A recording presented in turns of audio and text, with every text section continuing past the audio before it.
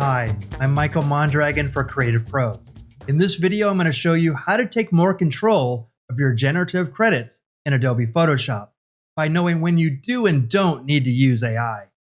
So the question is, when should I use generative AI and when should I use Photoshop's native tools? The question depends on what you're trying to do.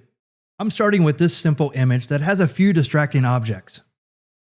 This stray hair in the back, this little piece of flower in her hair, and also the hair that runs along her face. So I'd like to remove these. If I were to use generative AI for this, it would take credits away from my account. So where are these credits? If you go up to this home icon in the upper left, then go over to your profile picture and click it. Under your account, you'll see generative AI. And right here under premium features, I have 4,100 credits that can be applied to AI. So the goal here is to conserve these credits and only use them when I absolutely need it. So for these tasks, I'm not going to use generative AI, and I'm just going to use Photoshop's native tools. So if I go here to the lasso tool, and I lasso this piece of hair right here, you'll see that my contextual taskbar comes up and I'll see generative fill and remove. I do not want to use those. I'm going to go here to edit, and then go to Content Aware Fill.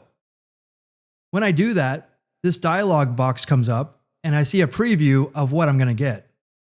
I'll go here and push OK. And it created a new layer. I'm going to deselect. With this new layer, I'm going to rename it.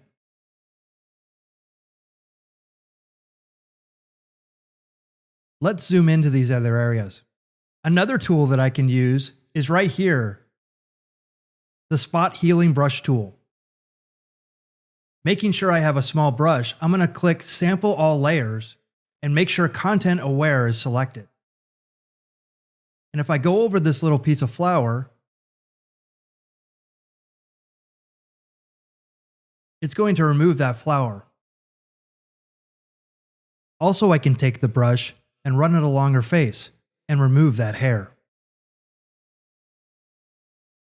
And no generative AI credits were used. So I'm going to combine these files by pressing Command E.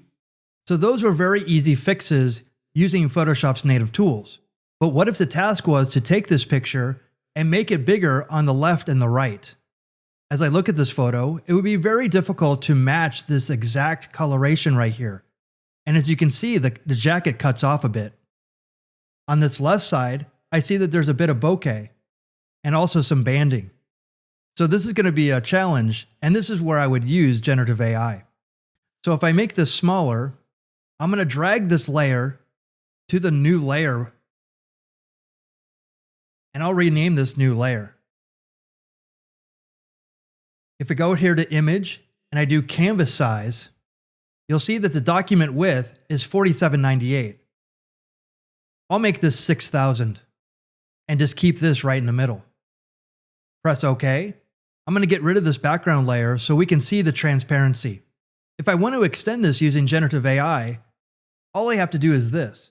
With the rectangular marquee tool, I'll select inside the image and drag down to cover that transparency. I'll also do the same on the other side, pressing Shift to make sure that I have two selections here. Now when I go to Generative Fill, I will click this and you'll see that it uses generative credits.